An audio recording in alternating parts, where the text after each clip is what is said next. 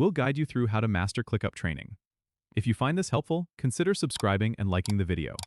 First, go to the ClickUp website and log into your account.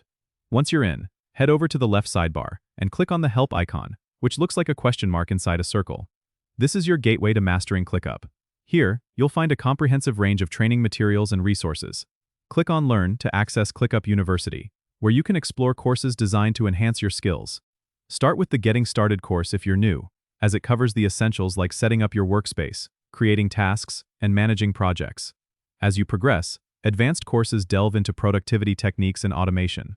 Within each course, you'll find video tutorials, quizzes, and downloadable resources that make learning engaging and effective.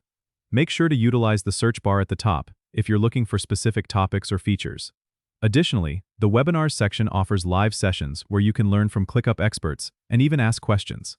Don't forget to check out the Templates section, which provides pre-made templates for various project types, saving you time and helping you implement best practices. As you go through the training, take notes and apply what you learn directly to your projects. This hands-on approach will reinforce your understanding. Remember, mastering ClickUp is about practice, so keep experimenting with different features and customize your workspace to suit your workflow. Don't forget to subscribe and comment if this helped you out.